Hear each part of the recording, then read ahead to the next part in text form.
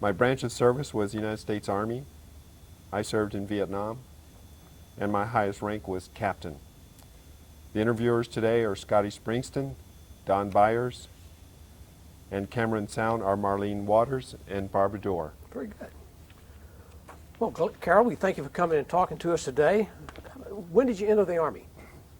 I was commissioned from ROTC in 1969. Okay. Texas Tech. Texas Tech. Mm-hmm. Okay. With that in light, I kind of couldn't resist the temptation. What was it like to be in ROTC and Texas Tech during those years of '69 when there was so much turmoil? Well, in West Texas, it's a pretty conservative area, so we didn't have as many demonstrators as we might have had in other areas. We did have a few, but during my course of studies and going through the ROTC program, we didn't pay much attention to it. We just knew we had a mission and we went ahead with it. We didn't worry about that. Mm-hmm. We weren't against the demonstrators. We thought they had a right to demonstrate, but we didn't pay much attention to it. Was there demonstrations on the campus of Texas Tech? There were a few, yes. Mm-hmm. About how many ROTC students did you have there? Our brigade of cadets was around 350, I believe, at that time, in '69. It was not mandatory? No, it wasn't, not at Texas Tech. Okay, after you got out of school, tell us about going in the Army. I graduated with honors. I was a distinguished military graduate, and I received a regular Army commission. And I immediately reported to Fort Benning, Georgia for Infantry Officers Basic Course. And following that, I went into Airborne School and then Ranger School, all at Fort Benning. Okay, tell us about your basic infantry training. I believe it was 9 weeks of just your basic leadership skills and basic infantry skills. Okay, right there on the post, or did you go out other places and train, or? No, all of the ILBC classes were right there on Fort Benning. Some were classroom studies and others were field activities. Okay. What about the airborne training? That must have been exciting. It was. I thought it was a lot of fun, actually. Airborne school was 3 weeks, and we had to make 5 jumps to qualify, and I enjoyed that. You only made 5 jumps? 5 jumps. I thought it would have been more than that. Okay, tell us about Ranger School. That must be an experience. I was looking forward to Ranger School, and I did enjoy it somewhat, but it was a very grueling course. It's 9 weeks, 3 weeks at Fort Benning, 3 weeks in the mountains of Dahlonega, Georgia, and 3 weeks in the swamps of Florida. And by the end of the 9 weeks, you're pretty worn out because they don't let you sleep very much and they don't give you much food. That's part of the stress they put you under, but nevertheless, I made it, and I was happy to go through it.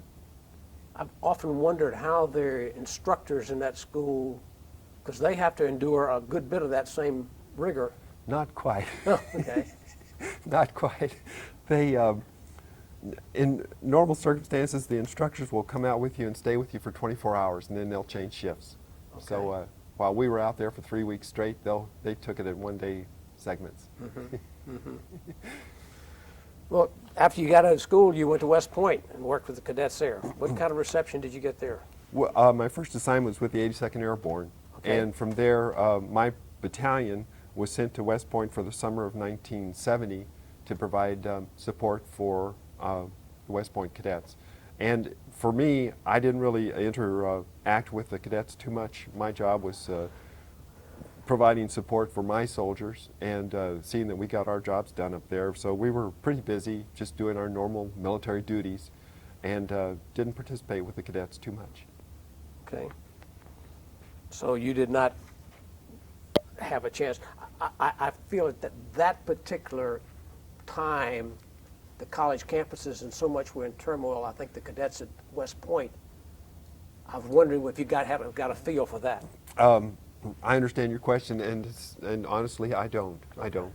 I'm sure that they were just as dedicated to the job as all the rest of us were. Mm-hmm. And most of us in the military at that time were just, we knew we had our duty to perform, and we were happy to do it, and we went ahead and did it. Sure. Okay. When did you receive orders to Vietnam? While I was at West Point. I requested orders to Vietnam that summer, and I was given orders to report in September. Why did you choose to request orders for Vietnam? During my college days, I had determined that I would make a career out of the Army. I was born during World War II. My father was an Army officer, and I was an Army brat, and I grew up with the Army. And during college, I just decided that that would probably be a good career for me.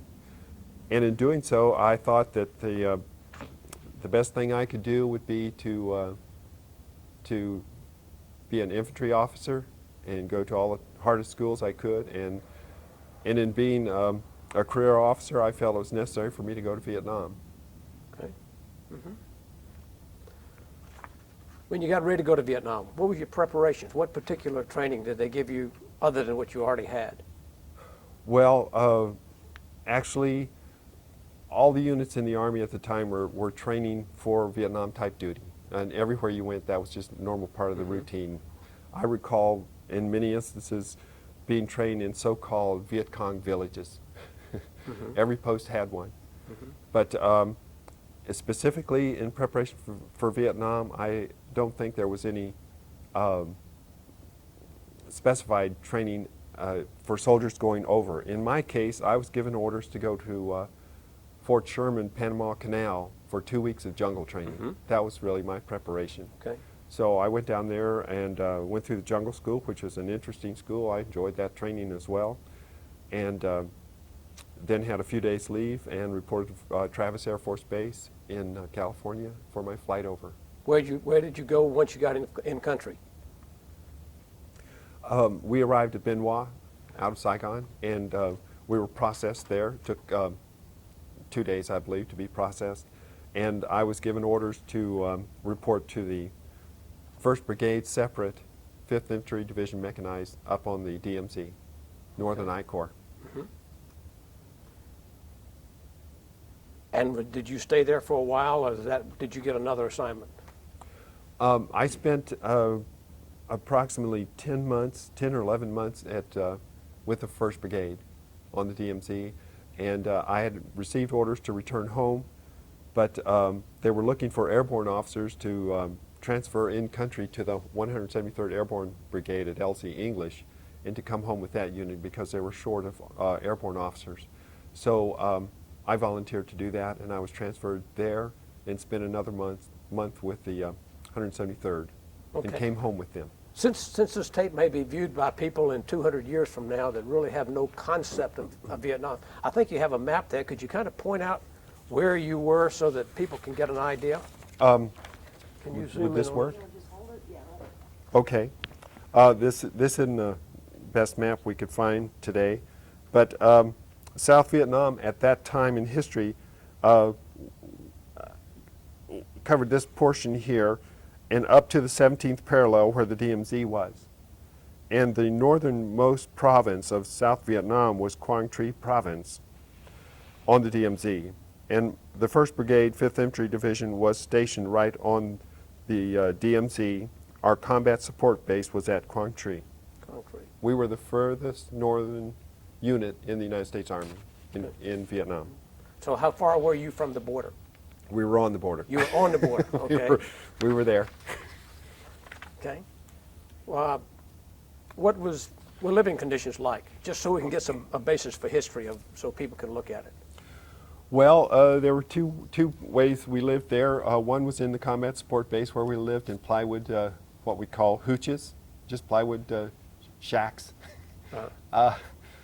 That's when we're in the combat base. When we're out in the field during operations, there were no living conditions. We lived in the dirt and the mud, and the grass and the trees. It was camping. It was camping. With a twist. Okay, and you had a platoon. How many men were you in charge of? My platoon had approximately 23 men at any given time. The platoon authorized strength should have been around 42 men. Okay, so you had really about half a platoon of Yes, of the but that was authorized. common in Vietnam. Okay. Can you remember the approximate ages of some of these people? I'm curious to know. They were all very young men. They were in their around 20. I think the older men in the platoon were maybe in their mid-20s. What were your senior NCO rank? An East 7, E7? platoon sergeant, and I think he was maybe 35, I'm guessing. You, as a young lieutenant, you you come to depend on that guy a lot, do you not? Well, that's, you're putting me on the spot here. I'm going to be honest with you and say that by that time in the war, many of the good officers and NCOs were gone. And there were plenty of young officers like me, inexperienced, but many of the NCOs were also inexperienced by that time. In fact, the person that I had as a platoon sergeant was not, he was not an experienced infantry soldier. So that was hard on all of us. Okay, that would make a difference. It did.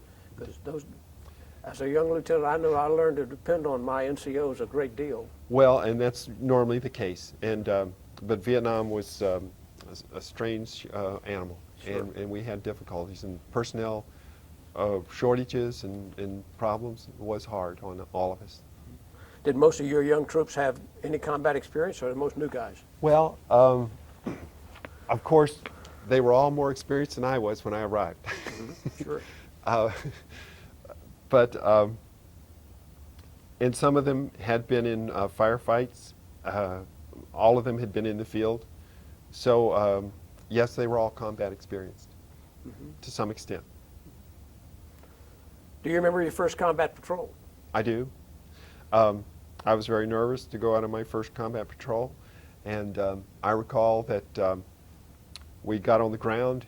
We combat assaulted with helicopters. We got on the ground and without any contact, and we started to move to our objective. And along the way, we encountered a booby trap which was set off and injured one of my men. Very first day of my operation. Did it bother you that you were leading a group of troops on your first patrol? And No, I didn't think of that. I was very keyed up, a lot of adrenaline going, and I was happy to be there. I knew that was my job, and I just wanted to learn as much as I could and do the best I could. this first patrol, how long did you stay out? Do you remember? We normally operated for 2 weeks in the field. Then we would come back to the combat base for 2 nights to get a hot shower, hot meal, and clean our weapons and get a little sleep before we went back out for 2 more weeks. Let's talk about the patrol. What was it like? What did you do? What were your objectives? On that patrol and many of the following patrols, we were simply told to go from point A to point B, and if we encountered the enemy, then we were to engage them. And I might add that where we were located there in northern I Corps, my unit and my battalion, we operated in the mountainous area, mountainous forested area. The 5th Mech was a mechanized brigade, and most of the battalions in the brigade were mechanized, but our battalion was straight infantry, and that's why they used us in the mountains. Is there a particular mission or combat patrol that you remember that brings out special memories that you can relate and tell us about? Of course. There were several, but one in particular, we had 3 platoons moving with our company commander and his team, and we needed to get across a swollen stream. The monsoons had just begun, and the company commander had taken one of the other platoon leaders down to that stream to recon and to see how to get the rest of us across, and he and that platoon leader attempted to string a rope across the stream to create a bridge, not a bridge where you go above the water, but where you can go through the water. And in the process of doing that, they were out of sight from the rest of us, but in the process, the lieutenant was swept down that stream, apparently to his death. And those of us in the other platoons immediately went down to that stream to try to recover him, the lost lieutenant. But we were ordered out of the area immediately because our mission required us to keep moving. And for me, that was a very sobering moment in my tour of duty. I had been trained and brought up with the concept that in the United States Army we don't leave our people behind, dead or wounded. And so to leave Lieutenant Stringer there really hurt, and it started a process with me that soured me on the entire experience of Vietnam. And myself and my fellow platoon leaders and also the soldiers got a bad message from that experience that if they were injured or wounded, we might not stay for them. So that was not a very good experience at all. Where did this order come from? Company commander. From the company commander, and he was down there with the lieutenant. At the time that the lieutenant was swept away, yes. That's me. That is not the way they're told that you treat your lost people. No, it isn't. And I think, if anything, and the reason I'm happy to be here to give my experiences in the war is that Vietnam War was not the way we were raised to think of wars in our country. Mm-hmm. There were many bad experiences in that war. Well, some other experiences you'd like to relate? Very much, very much. As I went through my tour of duty there, as the days and the weeks went by, it became obvious to me that we didn't have a real plan to commitment to that war. Again, this was in 1970, toward the end of 1970, and our government apparently at that time had conceded that the war was essentially over and that they were going to start winding down the war. But for us, out there in the field, still committed, we were under fire. We were in combat, and to us, it was a life and death situation out there every day. Every minute of every day was life and death for us. And so not to have a clear purpose and not to have our commanders come down and explain to us why we were there and what our goals were was very difficult. And it was difficult for me as a young platoon leader because I couldn't tell my men why they had to go out and do this day after day. I didn't have the information to motivate them to do this. And even though they were fine young men, they were great men, and they did what they had to do, but we were all a little disconcerted that we really didn't seem to have a purpose there. And I can further that by giving you an idea of the kind of environment that we were in, the combat environment. We never did have a large engagement with any enemy forces. In our case, we would patrol through jungles and mountains and forests looking for the enemy, but the enemy didn't really want to be found.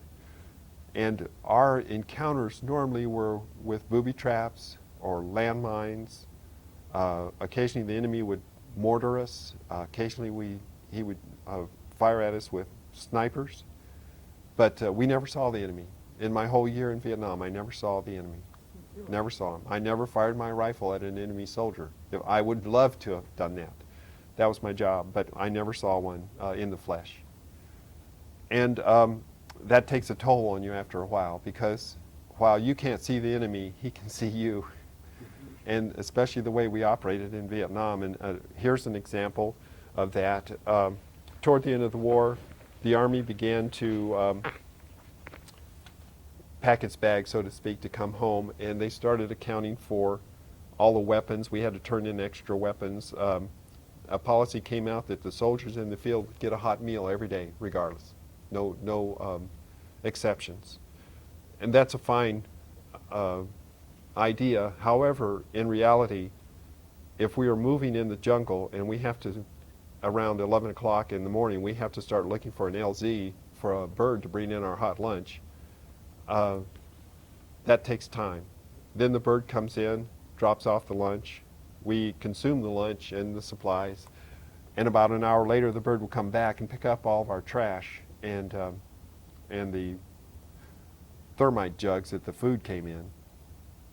And then we can start moving again. So we've effectively been stopped for 2 hours. And the worst part of this is not the stopping. The worst part is that the enemy can see the helicopter. He knows exactly where we are now. So it's very touchy to move off into the field again after a hot lunch, because the enemy knows exactly where you are. Sure. So that was very difficult. Another bad aspect of working in the field of Vietnam was the jungle rot, and we all had jungle rot. And I don't know what jungle rot was, but our skin would blister up and fester in some cases, and sometimes we get infections. But there was always something on our skin from the terrain we went through, and we all had jungle rot. And of course, we didn't get to bathe very often out there, and often we would move through water, we'd get leeches. Leeches were really not a threat to us in any way. It's just uncomfortable to find leeches in your clothes. And then of course it was hot, it was raining during monsoon season, it was dusty, very, very difficult conditions. And the field itself was hard to operate in because of the tall grass, the thick jungle, the canopy. It was a guerrilla's heaven, and it was hard for us to make headway through it. I've got a few things here I might tell you that might be of interest. On Thanksgiving of 1970, my platoon and company were operating in a small fire base called Alpha 4, which is right on the DMZ. It's the northernmost outpost of the Army, Alpha 4. The Marines who were there before us called it Con Tien. And it's a very small little base. We would patrol out of there along the DMZ. But on Thanksgiving, it's Army tradition to feed the troops a hot meal, a hot turkey meal, and they did a great job. They did that for us. They fed us in a little shack of a building, like a little hooch, and we had a visitor. It was a 4-star admiral. It was CINCPAC, who was in effect over General Abrams, who was in charge of Vietnam. So he was a pretty big man to be visiting us in this little outpost out there, and the soldiers picked up on that right away. And as he was eating dinner with them, or lunch, or whatever it was, I was sitting at the table, the next table over from the admiral, and I was listening. One of the soldiers didn't mince words. He said, "Admiral, what are you doing here? Why did you come here to this forsaken place on Thanksgiving Day?" And the admiral said, "Well, my son's a prisoner in North Vietnam, and this is the closest I can get to him." And that, of course, was Admiral John McCain, and his son was John McCain, Senator now John McCain. So that was an interesting experience for me. Can I pause just 1 second? Of course. What was the reaction of your troops to the admiral being there? Was it positive, or was it negative, or did they just think he was crazy? Well, they were humbled to hear his reason for being Okay. there, and they identified with that wholeheartedly, and they were very happy to see him there. And the reason I say that is because we didn't see our own commanders there. We didn't see the Army commanders, not the colonel, not the general wouldn't come up to see us. But here was the CINCPAC, a 4-star admiral. He came to see us. So they were very happy to see him, very impressed to see him. Another interesting thing that happened was approaching Christmas the same year, 1970, we began to hear stories about Bob Hope. And of course, all of us had grown up knowing that Bob Hope visited the troops when they were in combat or in the wars. And so we were looking forward to that. And then one day we got a message, and we're told that Bob Hope would be going to Da Nang, which is about 100 miles south of where we were, and we could not go see him. However, they would allow one soldier from each platoon to go down to the show. And we were all disappointed, of course, but we were happy to have one person go. And we were allowed to choose our own method. In our case, we drew straws, and I didn't participate. There's no way in the world that I, the platoon leader, was going to go see Bob Hope, not my men. So one soldier was selected, and he was sent back in on a log bird, and they were all supposed to get on a Chinook and be taken down to the show. A day later, he was flown back out to our site in the field and dropped off, and he was grinning. And we said, well, how was it? And he said the Chinook broke down and they never did get there. So nobody from our battalion got to see Bob Hope. But that's not to disparage Bob Hope. We were all happy that he did what he did. He did a wonderful job. Speaking of holidays, though, Thanksgiving and Christmas, there were 2 or 3 ceasefires in effect while I was in Vietnam. I think one was Tet, and one might have been Christmas or New Year's, and maybe Thanksgiving. But unfortunately, in our battalion, on each and every holiday or ceasefire, the enemy killed one of our soldiers. And one time it was a sniper, and one time it was a mortar attack. And it left such a bitter taste in our mouth that they would do that. The North Vietnamese were not, in our opinion, they were not honorable. They broke the ceasefire.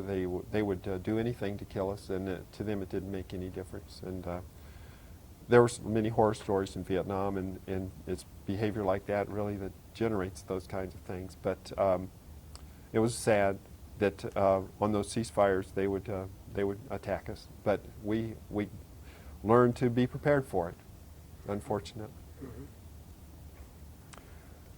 There were some other, in my experience in Vietnam, we had numerous senseless deaths in our organization, and I think this was throughout the Army as well. Lieutenant Stringer was the lieutenant that was washed down the stream. In our battalion, we had a 3-man team was killed when they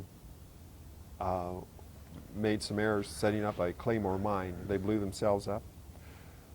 We often had soldiers that would call in artillery, and there would be errors made somewhere, and we'd suffer casualties from that.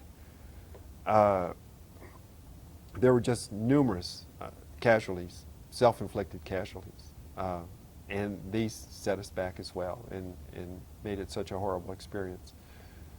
In one case, at a base called Charlie 2, which was just south of Alpha 4, where Admiral McCain was, and many of the soldiers went into a bunker while they were under a rocket attack, and they were told to disperse when they go into these bunkers. Not everyone go into the same bunker, but 60 men crowded into one bunker, and that bunker was hit, and 30 of them were killed, and all of the rest were wounded.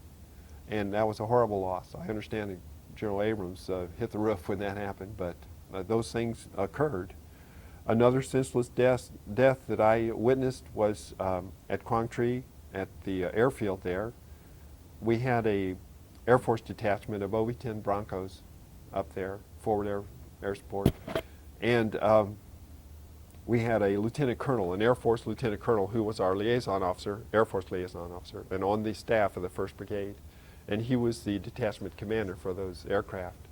He was being replaced. A major had come in to take over for him, and as a final gesture, the colonel took the major out in a Bronco to view the area of operations. And on their return, the colonel was doing aerial stunts with the OV-10 over the airfield, and I was on the combat base playing some volleyball actually that day, and for whatever reason, that OV-10 went straight in the ground on one of his maneuvers and killed both of them. And it was another instance of just 2 senseless deaths, just such a waste, and that happened so many times there. Vietnam was somewhat of a Alice in Wonderland kind of a thing. It was very surreal. I know on the last day that I was there, we were preparing to leave, and we formed up to move to a helicopter which was going to take us to the airfield at Quinh Nhan to leave.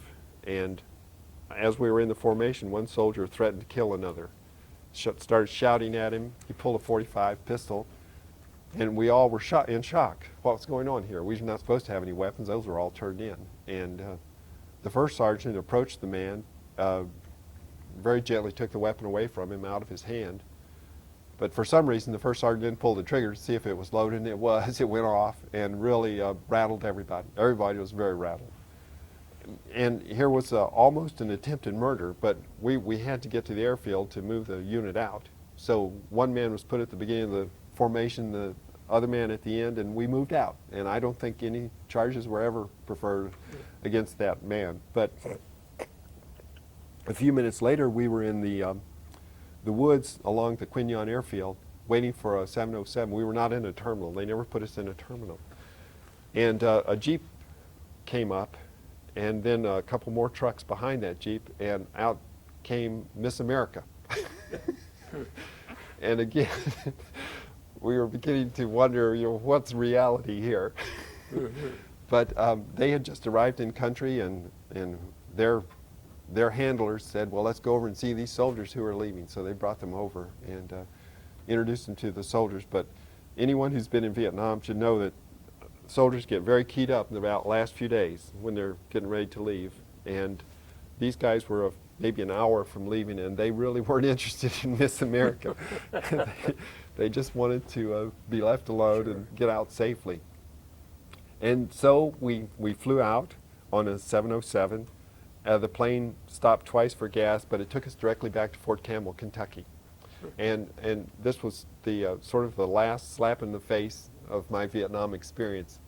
The plane landed at Fort Campbell in the dark, late at night, and the plane taxied to the end of the airfield, which was surrounded by woods, and we were told to get out of the aircraft there. We came down a ramp onto the tarmac. There were no buildings around us, and we were formed up there, moved off the airfield, off the strip, so the plane could turn around and leave. And we were left there in the dark, and then we were marched to an isolated building near the end of the airfield there, where we were strip searched, every one of us, officers and men. We had to take all of our clothes off. We had to bend over and spread our cheeks so we could be strip searched. And I suppose they were looking for drugs, but it was very, it was a bad experience, and it was indignant that we were treated that way, because we felt we served our country. And I know the soldiers that I served with over there were not drug addicts like the media would say. They couldn't be drug addicts, or they'd all be dead, because we couldn't survive in the field if we weren't alert, and they were always alert. So to come back and be treated that way was really another bad experience. Do you have any idea whether that was a fairly common? I have never heard that before. I don't know. I don't know. I wish I did. It might have been peculiar to Fort Campbell, but I don't know. I wondered if it could have been they had gotten word that some drugs were en route home or something like that. It might have been, but we all had to go through it. Sure. The whole plane load. I think you participated in one operation called Operation Lamsong. Can you tell us about that? Yes, I did. Toward the end of the war, the government, our government, wanted to make one last attempt to prosecute the war and to get the South Vietnamese involved. And the plan was to send the South Vietnamese into Laos and to destroy the enemy there. And in order to do that, the U.S. forces retook Khe Sanh airfield up in the mountains. And from there, we supported them going into Laos. The operation didn't go very well. We did our part around Khe Sanh, fine, but the South Vietnamese were pretty much destroyed when they went into Laos by the North Vietnamese, and so that operation was quite a disaster. And during the process, the U.S. forces lost approximately 450 aircraft, and I know that because at the time I was in the headquarters of the 1st Brigade, and I was a liaison officer to the headquarters of the 101st Airborne Division. And I was told that by an aviation staff officer in the 101st. And what happened is, during that operation, which took about a month and a half, we took many, many helicopter losses. And the media began to pick up on that, and the Army officials didn't care for that, and so they changed the rules about what a lost aircraft was. And I recall specifically hearing from these officers that any aircraft that could be recovered or any piece of an aircraft that could be recovered would not be considered a loss. That would be a recovered aircraft. And for instance, so if you could recover a tail skid or a tail boom or something, then that's not a lost aircraft. And that was done to keep these numbers down because they were becoming alarming. But 450 aircraft was the actual figure that was lost, or But close these to it. Army aircraft are all forces. No, it was primarily Army Primary helicopters, yes. So just more bad stuff out of Vietnam. I think wars can lead to that. They say truth is lost when you really get into this. But there's another thing I'd like to mention, and that's Agent Orange. And while I was at Quang Tri, I was actually sprayed by Agent Orange on 2 occasions, maybe 3. I do remember 2. And of course, the whole area up there on the northern, along the DMZ was heavily defoliated. And we worked in that. We lived and worked in that. And I remember seeing the C-123 providers come over spraying, and on several occasions. And then a few years after I got back from Vietnam, I came down with Hodgkin's disease, cancer. And the doctors at the time told me that I had a very unusual case that they had never seen before. They couldn't explain it. They knew it was Hodgkin's, but it was presented in a way that they were not familiar with. And that was in the mid-70s. And then a few years later, all of the information started to come out on Agent Orange, and it was the Veterans Administration has accepted Hodgkin's as an Agent Orange cancer. So, Well, how were you treated by the military, by the VA? the VA treated me very well. They did, and there was not any problem. As soon as they got that on the books, then I was eligible for disability compensation. Mm-hmm. That was a big struggle, I know, for a lot of guys. They It were was. not accepted for a while. It was, and still may be for some. Yeah, I'm glad you did that. Okay, returning to Canas, what did you do when you returned back here? I came back with the 173rd Airborne Brigade, and they were redesignated as the 3rd Brigade of the 101st Airborne Division. And coming back, we were immediately put back on airborne status, and we had to go through our refresher training for airborne jumping. And I was tapped to go to Jump Master School, which I thoroughly enjoyed. And so for the next 2 years, we were on jump status, and I became a jump master and earned my senior wings jumping. And during that time frame, I was a platoon leader in a Company XO. And at the end of 2 years, the Army was going to the modern volunteer concept, the VOLAR concept. And Les Aspin, a congressman at the time, was trying to reduce costs in the military, and they were successful in eliminating the airborne status in our division, which was not good for morale at the time, but we couldn't get around it. So I need to back up. Sure. Eliminating the airborne status. What are they eliminating? well, we wouldn't jump anymore, and we wouldn't receive jump pay. Oh, okay. Yeah. That's what I, And if you've got an airborne division, the 101st Airborne Division, that's their cachet. right. So if Absolutely. you take it away, who are they anymore? So the commanding general at the time was Sid Berry, Major General Sid Berry, and he had to do something to maintain morale in the unit. And he came up with the Air Mobile school concept. So he created a new school for air mobile tactics, and we would be an air mobile division, as the 101st actually was in Vietnam. And in doing so, he wanted to create a school and a program for that training. And I was again tapped to be part of the team that created that school, and eventually that became the Air Assault School, the Army's Air Assault School. And so I spent over a year with that school, and we began that program. And soon after I left the Army accepted the Air Assault badge as an Army qualification badge, and it was acceptable throughout the Army, which is good. Mm-hmm.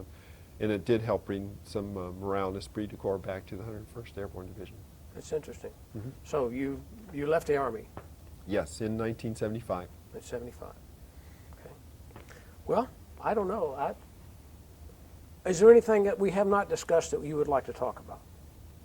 I would just open forum. I would just say that Vietnam was not exactly a positive experience, but all of the men who went over there tried their best. They did their best, and I don't think we give them enough credit for what they did there. Agree with that. Don, do you have any other questions? That's fine. Okay, well, Carol, we surely appreciate you coming and talking to us, and I just really appreciate you sharing your experiences with us. Well, thank you, Scotty. I enjoyed it. Okay, great. Let me back. Okay, there's one spelling. I'm Operation. Lamson? Lamson. Yeah, how do you spell that? It's 2 words, LAMSON LAMSON 719.